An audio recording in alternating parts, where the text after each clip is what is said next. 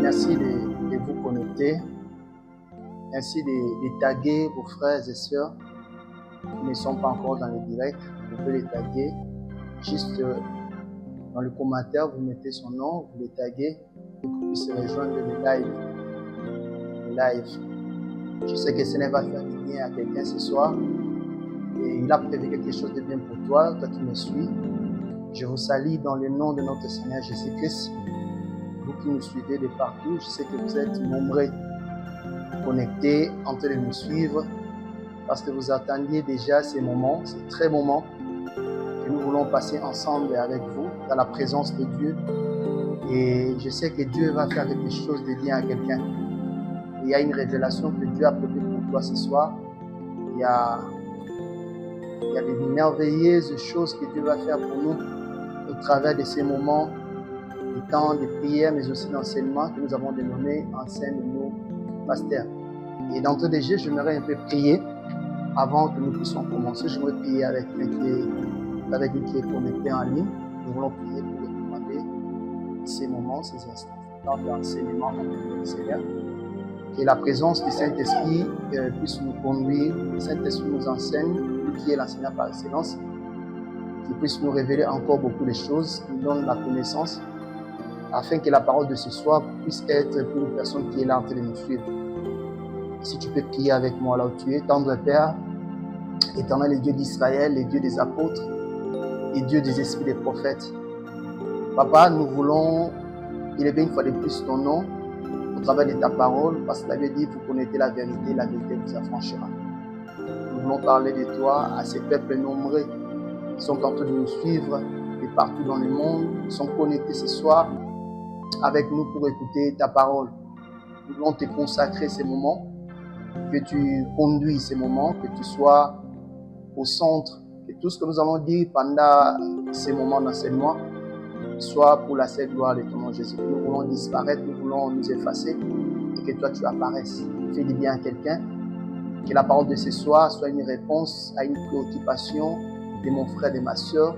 Quelqu'un s'est posé 1001 questions. Je crois que ce soir, au travers de cette émission, au travers de cette tranche, tu vas lui accorder une parole qui concerne sa situation et son problème. Bénis tes fils, tes filles qui nous suivent de partout et que la présence de ton esprit nous conduise et nous jusqu'à la fin de ces moments.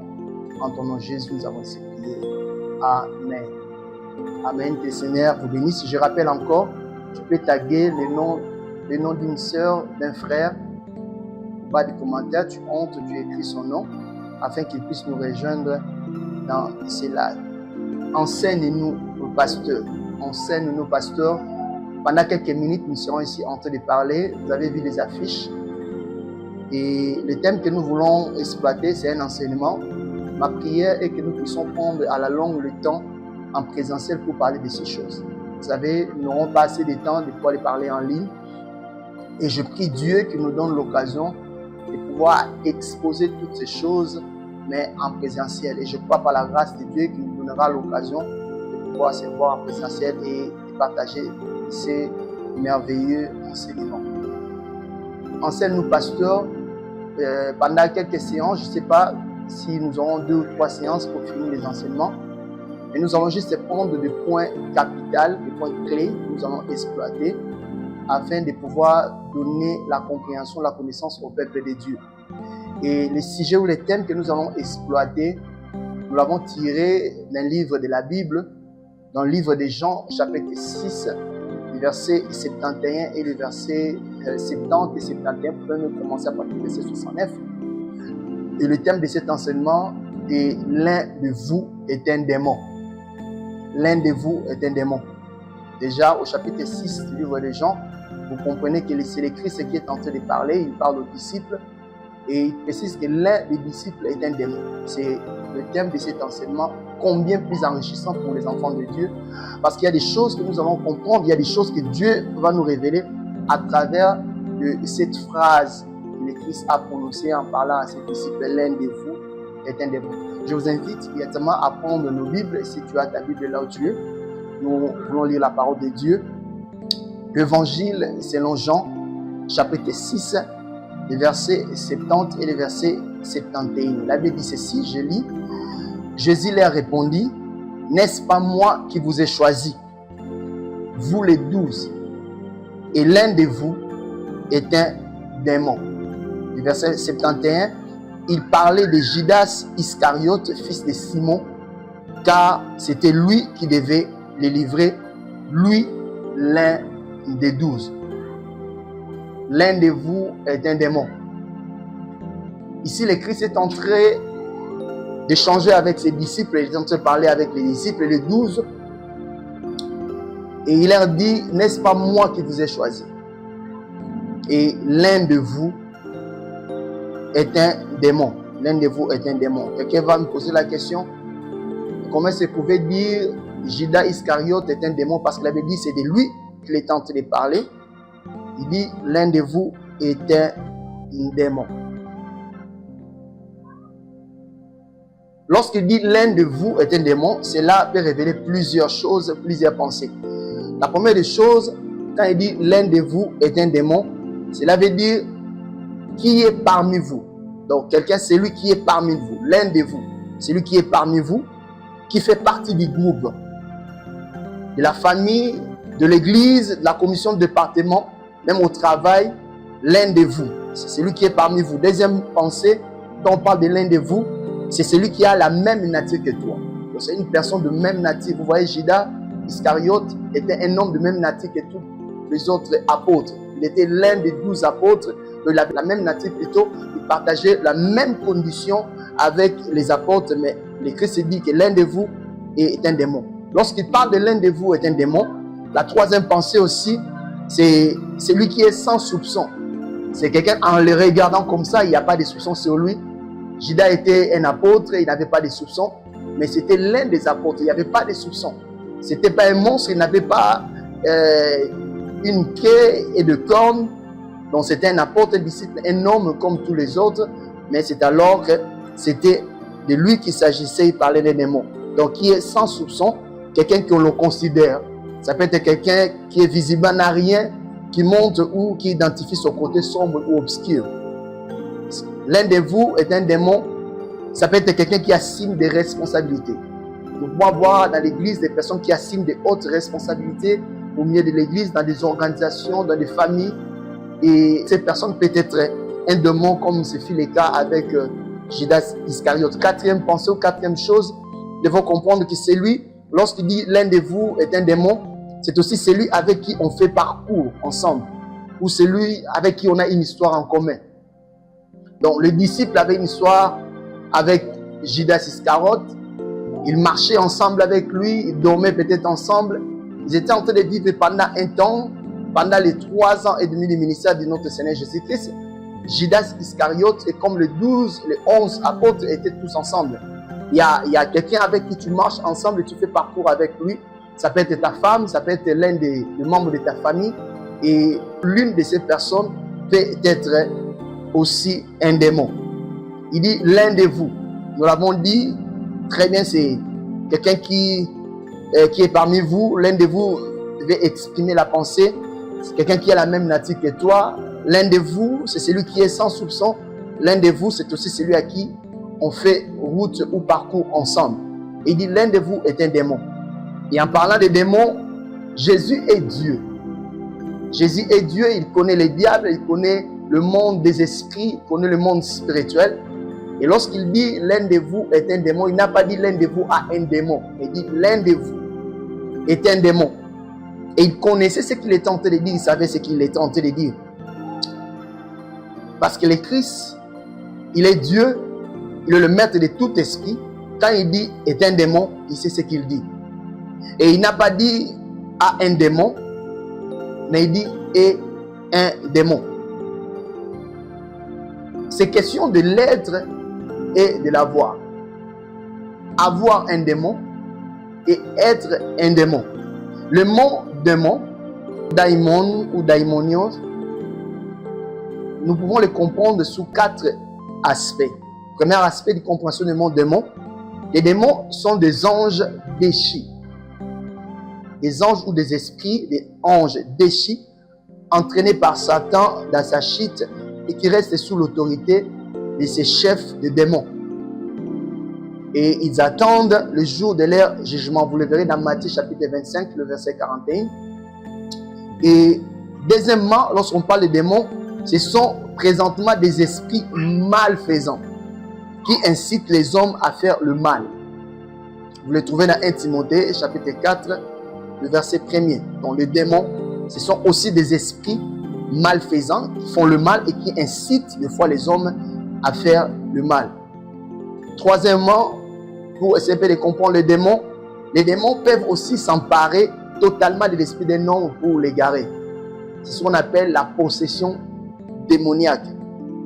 Mais j'ai une bonne nouvelle à dire à une personne qui est là ce soir, que le Fils de l'homme, Jésus-Christ de Nazareth, est venu sur la terre pour chasser les démons et pour détruire la puissance du diable et de ses anges. C'est une bonne nouvelle pour toi.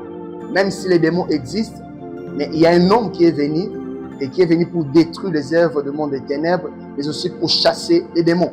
Et une bonne nouvelle que je voulais dire, non seulement il est venu chasser les démons, mais il nous a aussi donné la puissance et la capacité de pouvoir chasser les démons et de dominer sur tout esprit. Et je sais que s'il y a un esprit qui dérange ta vie, s'il y a un démon qui est en train de contrôler une partie de ta famille, et je sais qu'au travers de ces enseignements, tu comprendras que tu as la puissance et tu as le pouvoir que le Christ t'a donné de pouvoir chasser ces démons. Si tu peux me donner un très bon amen, là où tu es en train de me suivre. Lorsqu'on dit qu'il a un démon, je suis en train de poser un peu le fondement de cet enseignement parce qu'il y a des choses que je vais dire. Mais j'aimerais que nous puissions comprendre un peu l'introduction de ce que je vais dire ce soir. Je pose un peu le fondement et ensuite nous allons entrer en détail pour essayer un peu de comprendre en pratique ce que nous voulons dire au travers de cet enseignement. Lorsque le Christ est en train de dire qu'il a un démon, nous avons parlé de la voix. Et lorsqu'il dit il est un démon, nous parlons de l'être. Donc de l'essence même de la personne. Et on sous-attend 2 choses et 2 pensées lorsqu'il dit qu'il a un démon. La première pensée, que la personne est possédée ou est sous l'emprise démoniaque. Lorsqu'on dit que tu as un démon, vous savez même le Christ, le pharisien, les gens l'ont dit, tu as un démon. Il a dit, Jean-Baptiste, ne mangeant, et il n'a même pas dit parmi vous, vous avez dit qu'il a un démon, mais moi, le Fils de l'homme, je mange et je bois au milieu de vous. Vous dites encore que j'ai un démon. Donc, on a même traité aussi le Christ d'un démon. Là, on sous-entendait qu'il était possédé par un esprit. Il y avait un esprit qui l'animait. Il y avait un esprit qui les contrôlait. Vous verrez le cas de fils de cet homme qui était possédé par un esprit et d'épilepsie. Cet esprit qui les jetait par-ci, par-là. Dans Marc chapitre 9, verset 17. Il y avait une possession démoniaque. Il y a encore les 2 fous de Gadara. Ils étaient possédés aussi par l'esprit démoniaque. Dans Matthieu chapitre 8, verset 28, on parle aussi des fous qui ont été possédés. Leur esprit a été possédé par un esprit démoniaque qui avait pris le contrôle de leur corps et qui les agitait. Et la Bible dit qu'on ne pouvait pas les dompter parce qu'ils étaient tellement forts qu'ils pouvaient nous rompre les chaînes qu'on était en train d'essayer de les lier. Et la deuxième pensée, lorsqu'on dit qu'il a un démon, cela veut dire que la personne a à sa possession un démon, soit qu'il contrôle, il est détenteur d'un démon. Or, personne ne peut avoir ni le contrôle des démons ou la possession d'un démon si ce n'est les diables. Donc, déjà, de ce côté, on exclut, lorsqu'il dit qu'il a un démon, on exclut, personne ne peut avoir le contrôle d'un démon. Et la deuxième dimension, deuxième chose, lorsqu'il dit un démon, ici, l'être ou la nature, cela signifie quoi? Premièrement, cela signifie que la nature de l'être démoniaque, donc l'incarnation physique même d'un esprit démoniaque. Donc la personne en qui on dit il est un démon, Donc cela veut dire que la personne incarne même le diable en personne. Donc son être, dans sa chair, il est en train d'incarner un esprit démoniaque. Donc en fait, il est l'incarnation ou, je peux dire, l'image même du diable ou de Lucifer, du démon. Et la deuxième chose, lorsqu'on parle aussi qu'il est un démon, c'est que l'un des disciples marchait dans le péché et suivait le pas du diable lui-même. Donc, être un démon, c'est marcher dans le péché et suivre les pas du diable lui-même. Donc, en parlant de Judas, lorsqu'il disait l'un de vous est un démon, cela sous-entendait qu'il y a un disciple qui était en train de marcher selon le voie du diable. Et j'aime une version de la Bible qui l'explique clairement, où on dit que l'un de vous est en train de faire les jets du diable. Je crois que c'est la version Parole de vie. Parole de vie dit, l'un de vous est en train de faire le jet du diable. Donc, à être un démon, c'est aussi faire le jet du diable. Ce que le diable fait, mais vous le faites de manière physique, alors que lui travaille de manière spirituelle. Et troisième chose, en parlant, l'un de vous est un démon, je me dis, et que la personne est l'image du mal. Cela montre que cette personne est l'image du diable, l'image du mal. Vous pouvez comprendre, même dans notre entourage, nous avons des personnes, et ces personnes sont l'image même du diable. Donc ce sont des personnes démons. En fait, ils ont pour mission, comme le Christ avait dit aux pharisiens, vous avez comme père le diable qui était meurtrier depuis le commencement, et vous voulez faire comme lui. Donc, il y a des personnes dans nos familles, il y a des personnes dans nos églises, il y a des personnes dans nos entreprises qui sont des démons. Des démons, non pas en étant des esprits, ils sont des personnes qui cherchent à faire l'œuvre du diable. Ils sont dans le parcours, ils sont dans la voie et dans la marche en voulant accomplir ce que leur père, le diable, avait accompli. Donc, c'est une personne qui est l'image du mal par son essence, donc ce qui ne diffère en rien d'un démon. Et la version parole vivante, je l'ai dit, et pourtant l'un de vous fait les jets du diable. Donc littéralement est un diable. Or diable veut dire calomniateur. Calomniateur, c'est celui qui dit le mal des autres. Et lorsqu'il dit le mal des autres, par objectif de pouvoir détruire la vie de l'autre. Et toute personne qui essaie de détruire la vie de son frère en disant des calomnies, des choses mauvaises avec l'intention de nuire et de détruire, c'est un démon. Parce que les démons ont pour objectif de détruire. Vous vous souvenez dans Jean 10, le Christ a dit que les diables, les voleurs ne viennent que pour voler, égorger et détruire. Donc les diables travaillent en plein régime, 24 heures sur 24, 7 jours sur 7, avec un seul objectif de pouvoir détruire, d'égorger et de tuer les enfants de Dieu. Donc toute personne qui est en train de calomnier son frère, de calomnier les autres en disant des mensonges, en cherchant de détruire la vie de son frère par des calomnies, c'est un démon. C'est le cas aussi avec Judas et Iscariote. Calomnier, c'est dénaturer sciemment quelque chose par des fausses interprétations. Donc, sciemment, en toute connaissance, il essaie de dénaturer la chose, il essaie de transformer la vérité sciemment. Pourquoi? Parce qu'il a pour objectif, pour raison, de pouvoir détruire la vie de l'autre. Calomnier, c'est aussi dénigrer quelqu'un, l'attaquer mensongèrement. Donc, tu dénigres une personne, tu veux, comment je peux dire, rabaisser ton frère, rabaisser ta soeur, juste parce que tu veux avoir quelque chose où tu veux écraser sa vie, tu veux détruire sa destinée, tu veux détruire sa vie. Je rappelle à ceux qui sont connectés, hein, tu peux taguer les noms de la soeur, du frère et ton bien-aimé pour qu'ils puissent nous rejoindre dans ces lives. Donc, nous n'avons pas beaucoup de temps. Donc, essayez un peu de vous connecter, de taguer nos frères et sœurs dans ces lives, dans ces directs. Et je sais que les dieux du ciel va vous bénir. En parlant des démons, les diables sont des anges déchus, nous avons dit, qui habitent l'enfer et tentent les hommes. Le diable, les démons. Les démons, en même temps, lorsqu'on parle des démons, mais il y a aussi cette forme de démons que nous voulons parler, par la grâce de Dieu, si nous aurons le temps. Ce sont ces personnes dangereuses. De la même manière que les démons sont des esprits très dangereux, de la même manière aussi, il y a des personnes dangereuses qui sont comme des démons, qui sont des démons, si je voulais bien les dire, qui sont des démons et qui ont pour objectif de pouvoir détruire les autres. rapidement, je vais parler de quelque chose. 3, 5, 6, 7 choses à savoir sur les démons. Première chose qu'il faut retenir à savoir sur les démons. Lorsque Jésus parle du démon, premièrement, il faut savoir que parmi les personnes qui sont avec toi, il y a un démon. Quelqu'un a dit, Toebi bilongi abatu, mais toebi mitema abatu. La seule personne où a dit mon thème, c'est Dieu. Et tu dois comprendre que parmi les gens qui sont tout autour de toi, il y a des personnes qui sont des démons.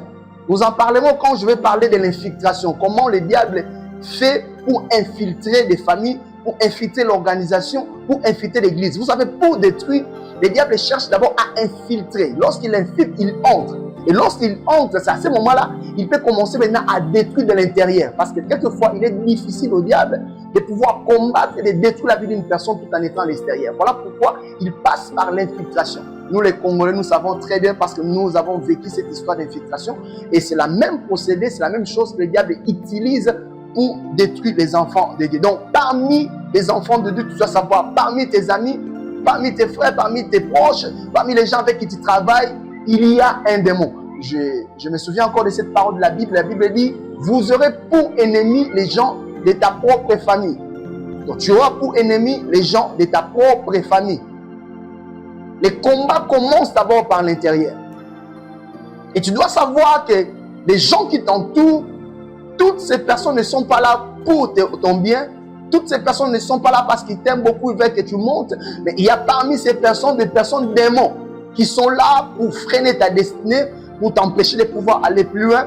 Ils sont là pour t'empêcher de vivre la gloire de Dieu et de pouvoir atteindre le plan merveilleux que Dieu a prévu pour toi. Donc, parmi toi, il faut que savoir, il y a des personnes qui sont là et il y a des personnes démons. Deuxième chose à savoir, tu as peut-être partagé tes secrets à un démon sans que tu considères comme ton ami. Deuxième chose importante à savoir, si tu peux encore l'écrire, tu as peut-être partagé tes secrets à un démon que tu considérais comme ton ami. La Bible dit, celui qui a plusieurs amis, il l'a pour son malheur. Il y a certaines personnes en qui tu croyais être des amis, ma copine, en qui tu partageais des secrets, mais en réalité, cette personne, c'était un démon. Il y a des choses que les disciples partageaient avec Judas. Il y a des choses que les Christ pouvaient partager en dehors de la foule. Il y avait des questions que les disciples posaient, qu'ils répondaient, mais ils ne savaient pas que ces choses, ils étaient en train de partager avec un démon. Mais le Christ qui était Dieu, il savait que Judas Iscariote était un démon. Non pas physiquement, non pas par sa nature physique, mais par rapport à son cœur, par rapport à la mission qu'il devait accomplir, par rapport au rôle qu'il devait jouer. Donc, il y a certaines personnes à qui tu as partagé des secrets qui sont des démons. Voilà pourquoi je me dire à une personne que la discrétion elle est très très importante parce que tu ne sais pas réellement qui est la personne avec qui tu partages tes secrets. Tu crois pouvoir partager les secrets à ton meilleur ami, mais laisse-moi te dire, et il peut y avoir parmi tes meilleurs amis un qui soit un démon et qui cherche à nuire à ta vie. Troisième chose à savoir, tu ignores l'identité de ton entourage. Car la vraie identité d'une personne, elle est spirituelle et non physique. Si Dieu ne t'ouvre pas les yeux pour voir la nature ou l'identité spirituelle de toutes les personnes qui sont tout autour de toi, tu cours un très grand danger. Il ne faut jamais dire que je connais la personne parce que tu peux connaître le visage d'une personne, mais tu ne connaîtras jamais son cœur. La seule personne qui sonde le cœur et les reins, c'est Dieu. Voilà pourquoi tu ignores l'identité de ton entourage, car la vraie identité des personnes qui t'entourent est spirituelle et non physique. Tu peux connaître la date de naissance de ton ami, tu peux connaître sa famille, son père, sa mère, et cela ne veut pas dire que tu connais réellement son père. Parce que même de Judas, on parle Judas Iscariote. On est en train même dans la Bible, lorsqu'on parle, on sait que Judas était fils d'eux. Mais seulement, malgré le fait qu'il soit fils ici d'un mariage, il est sorti d'un père et d'une mère, mais cela n'a pas expliqué que Judas soit un démon. Soit un démon. Donc tu ignores l'identité des personnes qui sont tout autour de toi. Voilà pourquoi il faut être vigilant. Voilà pourquoi il faut être ancré de la prière. Voilà pourquoi il faut prier que Dieu puisse te montrer qui sont les personnes qui sont tout autour de toi et quelles sont les personnes en qui tu peux t'attacher et partager certaines choses. Et quatrième chose à savoir, les démons ou les Judas dans ces cas, C'est soit quelqu'un qui t'a été imposé, ou soit celui que tu as toi-même choisi. Dans le cas d'espèce de Judas Iscariote, nous l'avons dit, le Christ dans Jean chapitre 6, verset 70, dit, parmi vous les 12, n'est-ce pas moi qui vous ai choisi? Donc en choisissant les 12 disciples de 12 apôtres, le Christ était conscient qu'il choisissait Judas. Judas était un démon. Donc il y a des démons que nous choisissons personnellement, mais il y a des démons qui nous sont imposés. Je vais m'expliquer. Les disciples, les 11, étaient en compagnie d'un démon qu'ils appelaient frère Judas. Il était ami avec Pierre, et pourtant c'était un démon.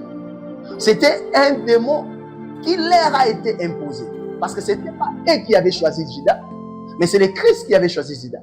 Donc pour les disciples, Judas était un choix imposé. Mais pour les Christ, Judas était son propre choix. C'est lui-même qui a choisi. Donc dans ton entourage, tu peux avoir des Judas que toi-même tu as choisi. Tu peux épouser une femme qui est un démon, que tu as choisi toi-même.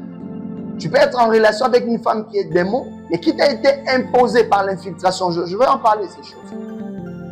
Tu as été mis en contact avec un ami dans les réseaux sociaux comme ça se fait aujourd'hui sur Internet. Tu as vu une belle, jolie fille que tu es tombé amoureux et tu as accepté de l'épouser.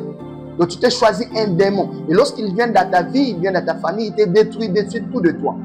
Donc il y a des Judas que nous choisissons personnellement, mais il y a aussi des Judas qui nous sont imposés.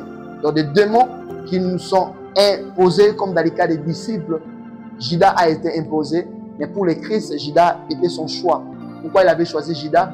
Parce que Judas avait un rôle à jouer dans l'accomplissement de la prophétie biblique. Judas avait un rôle à jouer dans l'accomplissement de la mission de notre Seigneur Jésus-Christ sur la terre. Donc l'infiltration, c'est aussi une méthode qu'utilise le diable lorsqu'il veut détruire une personne, une structure, une famille, même les églises. Il y a des églises aujourd'hui qui sont détruites parce que le diable s'est infiltré. Petit à petit, vous savez, quelqu'un a dit l'enfer est pavé de bonnes intentions.